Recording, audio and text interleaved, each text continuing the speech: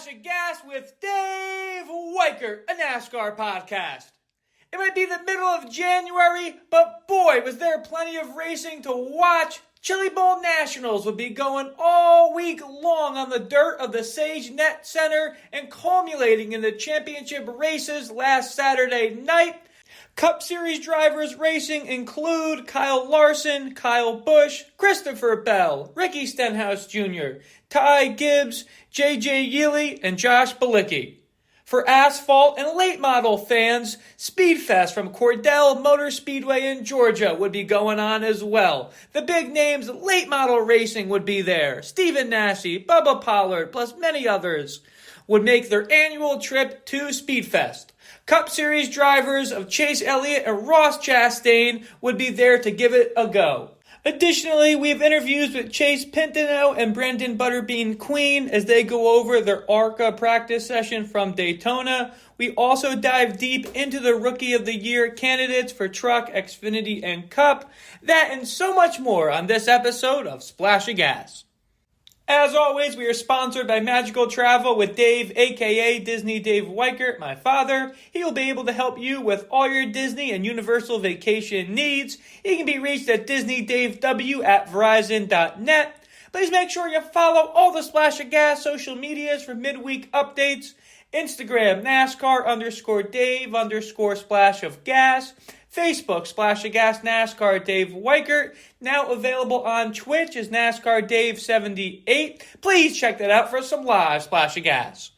Start the episode off with our trivia question. For this week it is, with the Rolex 24-hour endurance race on the Daytona road course taking place this upcoming weekend, who has the most Rolex 24-hour wins? Answer at the end. Hint, it is 2 drivers. ARCA final wrap-up. We will close out our coverage from the ARCA practice with a quick chat from Chase Pinsonneault and an interview with Brenden Butterbean Queen. We'll start off with our talk with Chase. If you've been listening to the podcast this season, we had Chase on a couple episodes ago. He was a Rookie of the Year last year in the number 14 for Carson Hocevar Racing in the JEGS CRA All-Star Tour. He raced in the Snowflake 100 and was announced recently that he would be making his ARCA debut in Daytona this February with Venturini Motorsports.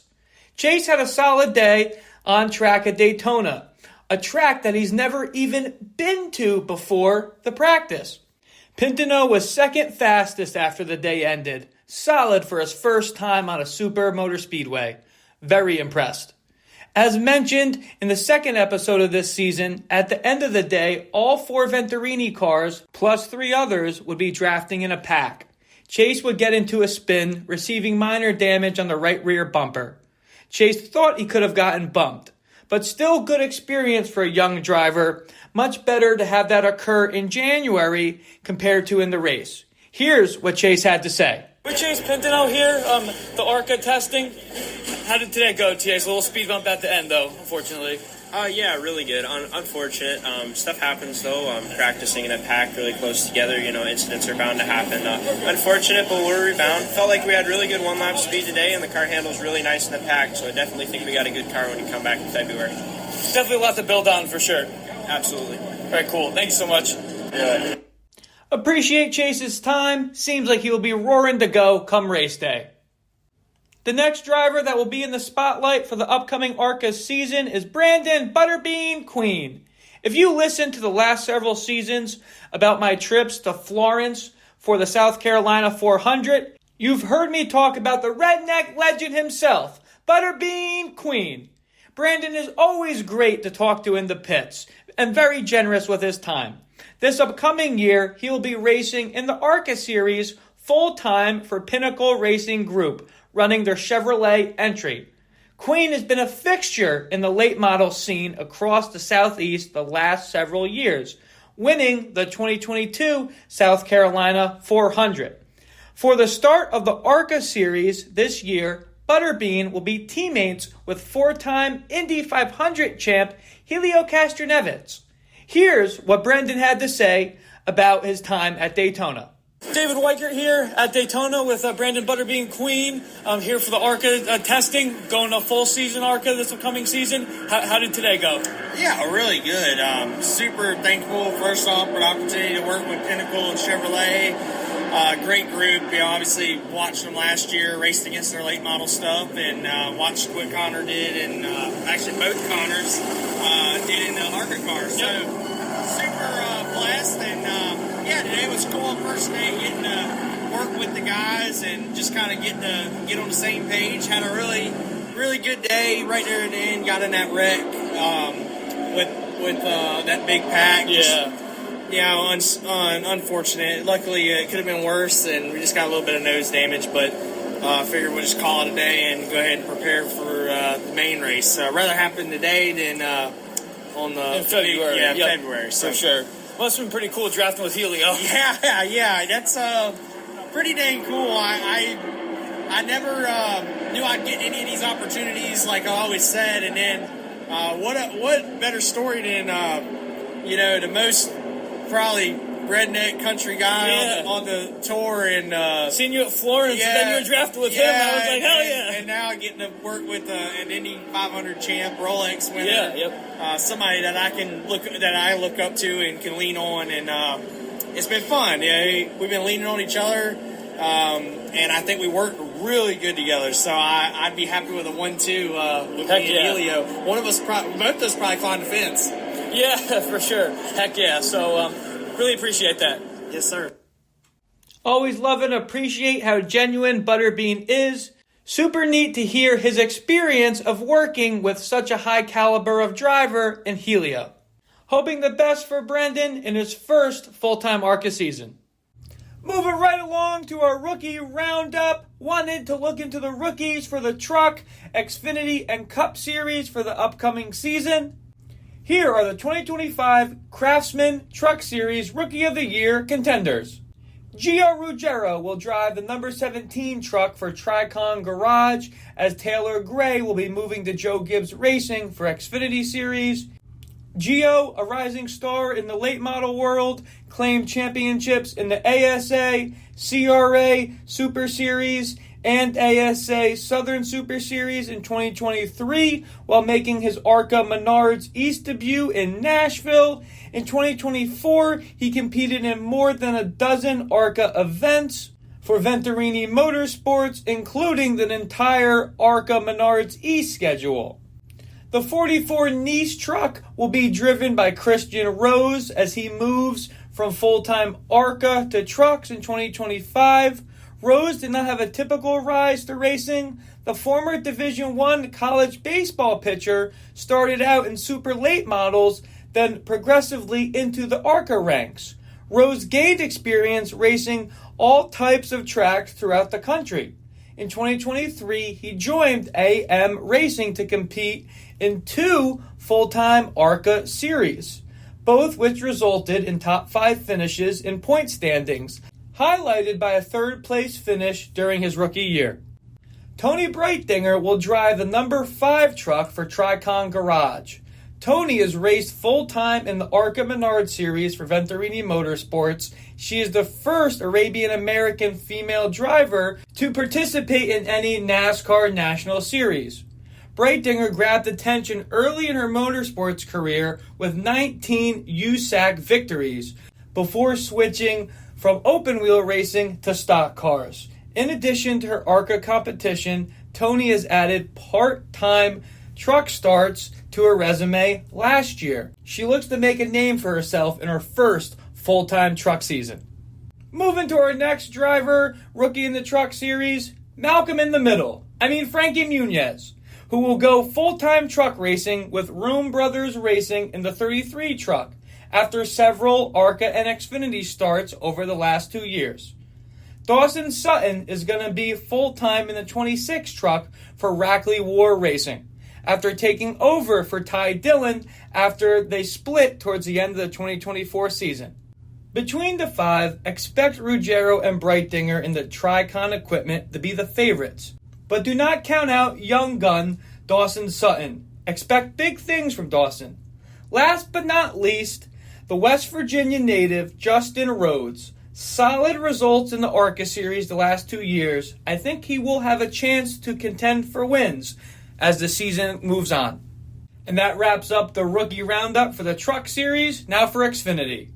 Daniel Dye will drive the Colleague Racing number 10 car full-time in 2025 after running part-time for the team last year. Christian Eckes signed a deal to drive the number 16 car for Colleague Racing, replacing A.J. Allmendinger, who will move to the Cup Series. Carson Capol will race full-time for Junior Motorsports in the number 1 car, replacing Sam Mayer. Nick Sanchez will drive full-time for Big Machine Racing in the 48 car in 2025, replacing Parker Klickerman. Connor Zilich will drive for Junior Motorsports in the number 88 car full-time this upcoming year after running part-time last year. Taylor Gray will drive the Joe Gibbs Racing number 54 car after a full-time season for Tricon in the trucks last year. William Sawalich will drive the Joe Gibbs Supra number 18 car after running part-time. Dean Thompson will race for Sam Hunt Racing in the number 26 Toyota Supra in 2025. Such a talented rookie class we have coming into Xfinity this season. Think the Rookie of the Year for Xfinity will come down between Connor Zilich and the 2 Gibbs cars of Taylor Gray and William Sawalich. Moving to the rookie roundup for the Cup Series, we have 2 rookies this year. Shane Van Gisbergen will move to the Cup Series full-time after running Xfinity for Colleague Racing in 2024. Riley Herbst will move to the Cup Series as well after running Xfinity last year. Each driver has previous starts at the Cup Series level, along with wins in the Xfinity Series last year. SVG, Shane Van Gisbergen, even has a Cup Series win to his name in 2023 in Chicago. I love Riley, but think Shane will get a win on one of the road courses this season, cementing his win for the Rookie of the Year. And that completes our rookie roundup for the Truck, Xfinity, and Cup Series for the upcoming 2025 season. Before we get into discussions with Dave, on a somber note, it was announced that veteran driver Martin Truex Sr. passed away last Friday. He was 66 years old. In a statement from sons Martin Truex Jr. and Ryan Truex and daughter Marcia McVie, we are devastated by the loss of our father, Martin Sr. Simply put, he was our hero and a great man. We appreciate everyone's thoughts and prayers and ask for privacy at this time. The elder Truex was a veteran driver himself, numbering over 135 starts at the Busch North Circuit, nowadays Xfinity, as well as ARCA Series. He did have a Busch Series win in 1994 at New Hampshire. Truex Sr. ran a wholesale seafood business, and the sponsors of his number 56 entries were often familiar to the industry. He was a proven winner in modified competition in his home state of New Jersey and the Northeast, but dialed back his own driving duties in the late 90s to accelerate the racing career of his oldest son, Martin Truex Jr. In 2000, Truex Sr. said this on the vision for Martin Jr., his then 19-year-old son. He's at the age where hopefully he can make it all the way to the big leagues. That's the plan, at least. Truex Sr. always viewed his decision to dial back his own racing as an investment rather than a sacrifice. Martin Truex Jr. went on to become a Cup Series champion in 2017 and a 2-time Xfinity Series champion and a 34-time Cup Series winner before his retirement at the end of last season. As Martin and Ryan said, their father was truly their hero. Thank you for what you've done to the New Jersey racing scene. You will be missed. Rest easy, Martin Truex Sr. Moving right to discussions with Dave. Our first topic. Last year, we talked about the end of Fox's daily NASCAR show. I was really upset when they took that away. I loved getting home from work and turning that on the TV. They would have drivers all the time. Brad Keselowski, Daniel Suarez, Kyle Busch. And a number of others would always join the show, plus crew chiefs as well. It was so much fun. This week, NASCAR announced they will be launching a fast, free ad-supported television channel called NASCAR Channel. This will be on Tubi, a free TV streaming platform. In all honesty, when this was announced, I was really surprised that it was going to be on a free platform such as Tubi and not one where you had to subscribe such as Amazon or the number of other ones. But that decision, I think, is a great one. Being on a free platform, NASCAR is able to hopefully grow the sport. And if the TV show is anything like the one that was on Fox, this is going to be great. Can't wait to see how it does in its premiere, January 29th, and moving forward. More silly season news on Discussions with Dave. It was announced Cody Ware full-time Cup Series in 2025. Cody will attempt to compete a full 36-race NASCAR Cup Series season for the first time in his 10-year racing career. He will be the full-time driver of Rick Ware Racing, the number 51 Ford Mustang Dark Horse entry. Ware will join veteran Rick Ware Racing crew chief Billy Plord, who will remain with the team into the new season. In a team press release, Ware said, "The NASCAR Cup Series is where every driver wants to be, and I'm grateful to be back full-time. I'm improved as a driver, and Rick Ware Racing has improved as a team. And this is by far the best opportunity I've had in NASCAR. I aim to make the most of it and earn the respect of my competitors." In his 9 races last year, Cody secured his career best finish 4th at Daytona, nabbed a 12th place finish at Talladega, and had a top 20 finish, 18th, in Indianapolis at the Brickyard 400. We will see how Cody will bode in the upcoming season. Daytona 500 news. It was announced that Junior Motorsports will be going Cup Series racing for the first time. They're going to have an entry for the Daytona 500. They're going to have the number 40 Cup car trying to qualify. Their sponsor will be Chris Stapleton's Traveler Whiskey. The driver will be none other than defending Xfinity Series champion, longtime Junior Motorsports driver, Justin Allgaier. Can't wait to see Justin behind that number 40 Cup car. Hope to see Junior Motorsports enter more Cup Series races in the future. The main topic I really wanted to discuss on Discussions with Dave: will Spire Motorsports get a Cup Series win in 2025? 3 full-time Cup cars for the upcoming season. Spire has been loading up on resources and top talent the last several seasons. As we talked about last year, they bought Kyle Busch Motorsports and continue having Hendrick Motorsports build their engines. They have put together a solid lineup of drivers and crew chiefs. The number 7 Spire Motorsports Chevy driver, Justin Haley.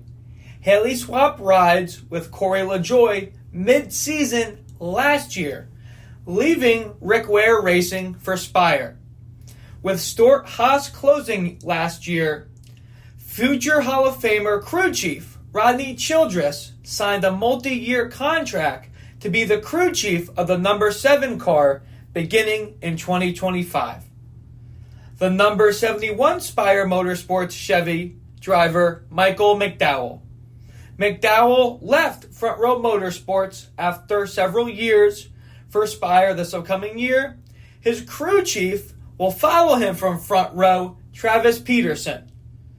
Last but not least, the number 77 Spire Motorsports Chevy driver, Carson Hocevar. Even though Hocevar will be entering his 2nd year in the Cup Series with Spire, he is the longest tenured driver with them. He will continue with his crew chief, Luke Lambert, most likely to win. Let's start with Hocevar. great development in his rookie year at the Cup level. His growing pains of rough driving did come out last year, just like what happened in the Truck Series before, when things would boil over. Carson will learn from that, and I've been a Hocevar fan since he started with Nice in the Truck Series. But don't realistically see him getting a win just yet.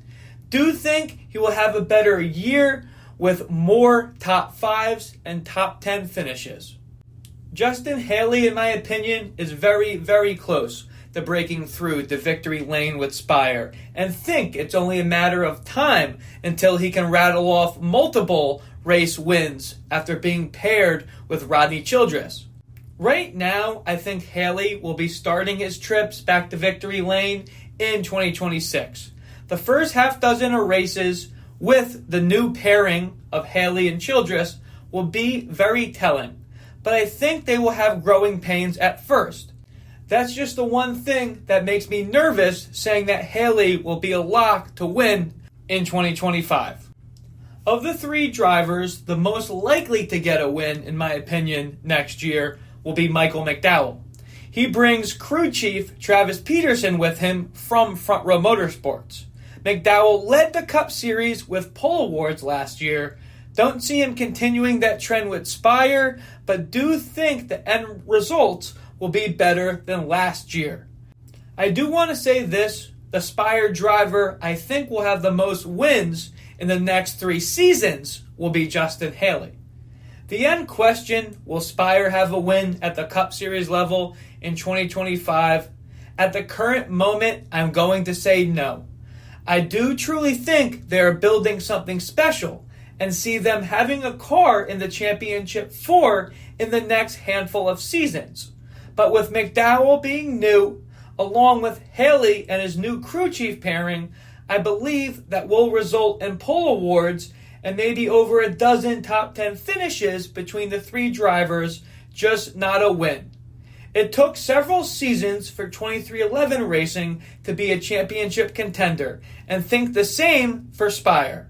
Expect Haley and McDowell to be contending for the final playoff position on points.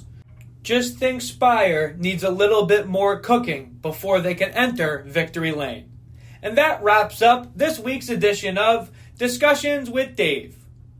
Moving right along to the Chili Bowl recap. In the main event, favorite Kyle Larson, 2021 NASCAR Cup Series champion, would have to dodge lap traffic and a sponsor banner. But once the debris was removed, Larson would lead over drivers of Pursley and Brooks on the restart. Despite multiple attempts by Pursley to take the lead, Larson managed to hold on and claim his 3rd Chili Bowl championship. Pursley was settled for 2nd, with Shane Golobic snatching the 3rd spot to complete the podium. Congrats to Kyle. Now for the recap of Cordele SpeedFest. Cordele SpeedFest is typically a weekend-long event, but with ominous weather in the forecast for Saturday, they would squeeze all the main events into Friday night. The first of the big features was the Pro Late Model feature. 26 cars would be in the event, including big names of Stephen Nasse, Seth Christensen, Luke Baldwin, Cole Butcher, and many others. In a dramatic fashion on the final lap, the veteran Nasse would get tapped by Seth Christensen, ending his attempt for the win. A surprising win would go to teenager Ben Meyer from Maryland, getting his first win in a Pro Late Model. After the race, Meyer said, "It's a huge deal to be here. It's my 3rd race in a late model and first in a Pro Late Model. It's a really good accomplishment for me." Moving along to the Super Late Model feature, the main 150 lap event would come right after the Pro Late Models. Several drivers would be pulling the double duty. NASCAR Cup drivers of Chase Elliott and Ross Chastain would be in the action against the top Super Late Model drivers of Bubba Pollard, Stephen Nasse, Cole Butcher, Chase Pinsonneault, Matt Craig, plus many others would fill out the 24-car field. Bubba Pollard would be going for his 4th straight Super Late Model win at SpeedFest. The action would start early, 27 laps in, when Matt Craig took the lead from Ross Chastain in the opening laps, before Butcher assumed the top spot. Craig's night ended shortly after as a three-wide battle ended with North Carolina native squeezed into the outside wall on the front stretch by Dawson Sutton. Craig was not pleased with the young Sutton, to say the least.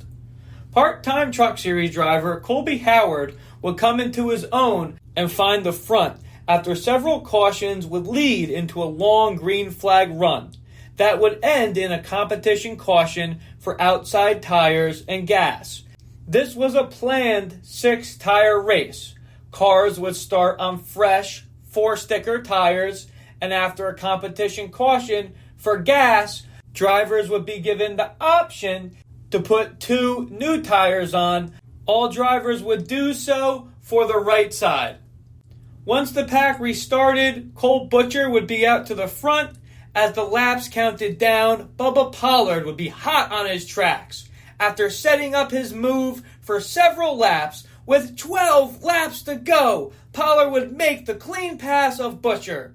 Bubba wouldn't look back and take his 5th super late model win at SpeedFest and his record 4th in a row. After the win, Pollard would say, "I grew up racing some 25 years ago, it's cool. I love this place for the simple fact that you can move around this racetrack. You can make passes. Hell, I was going into the watermelon field out there trying to pass Cole. I knew I had to go to the top. If I could set him up and get him looking towards the bottom and just get him down half a car length, I could get around him on the outside. I could beat him off the corner. I could beat everyone up off the corner all day. Just a good race car. Just ready to get going. You just carry the momentum, and hopefully we can keep it going. Congrats, Bubba." Now for NASCAR history time. Promoters have and will continue to be a big part of NASCAR and racing in general.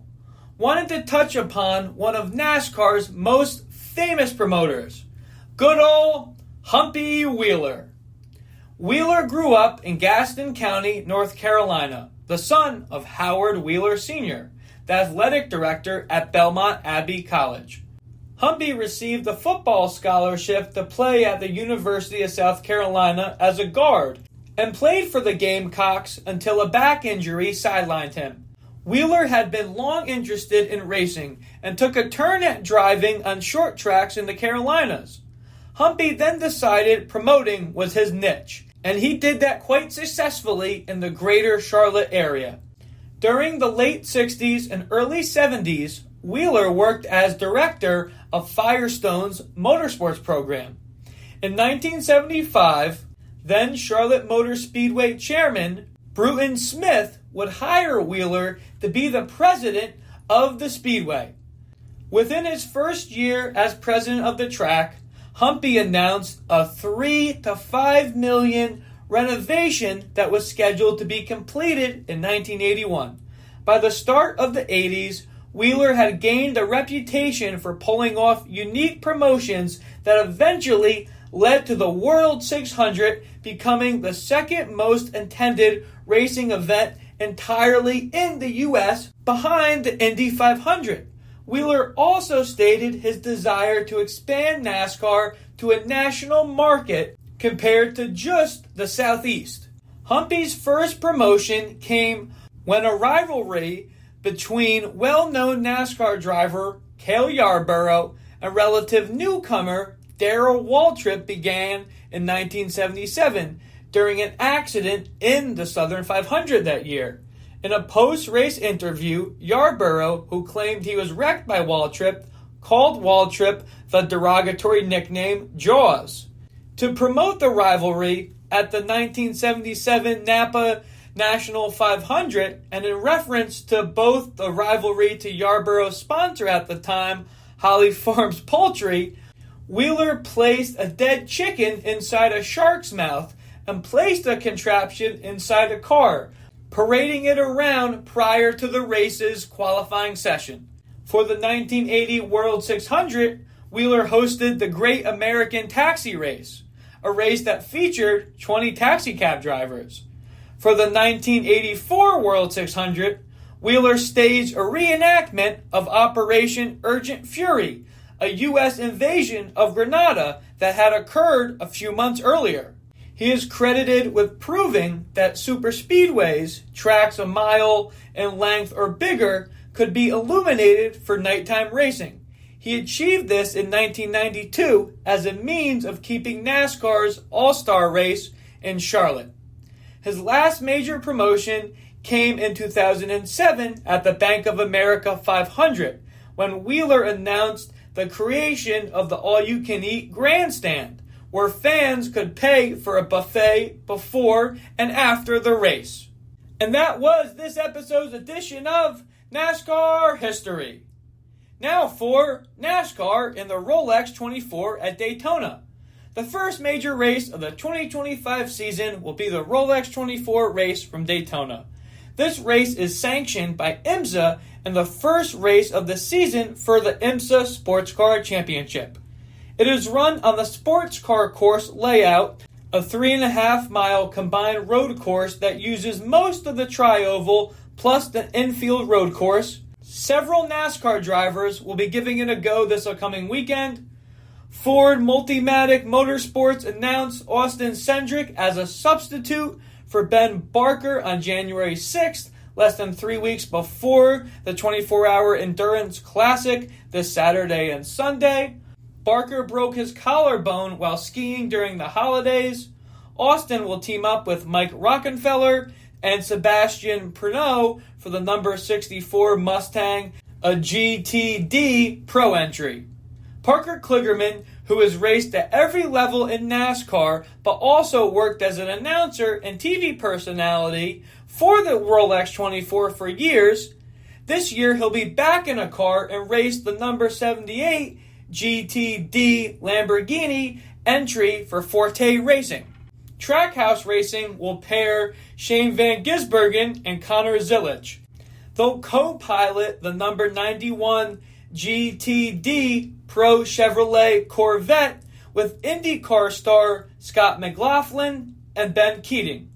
Excited to see some of NASCAR's top drivers go against the world's best in endurance car racing. Now for trivia question answer time. This week's question that we asked at the beginning of the episode is, with the Rolex 24 endurance race at the Daytona Road Course taking place this next weekend, who has the most Rolex 24 wins? Answer is Richard Haywood. 1973, 1975, 1977, 1979, 1991. That's 5. There's another driver who has 5 as well, and that is Scott Pruitt. 1994, 2007, 2008, 2011, and last, winning in 2013. As always, we are sponsored by Magical Travel with Dave, aka Disney Dave Weichert, my father. He will be able to help you with all your Disney and Universal vacation needs. He can be reached at DisneyDaveW@Verizon.net. Please make sure you follow all the Splash of Gas social medias for midweek updates. Instagram, NASCAR_Dave_Splash of Gas. Facebook, Splash of Gas, NASCAR Dave Weichert. Now available on Twitch as NASCAR Dave 78. Please check that out for some live Splash of Gas. And that wraps up this week's episode. Really appreciate everyone tuning in and appreciate the time that Chase Pinsonneault and Brenden Butterbean Queen gave to me in Daytona. Can't wait to see them just in a couple weeks. This is Splash of Gas with Dave Weichert. Splash of Gas out.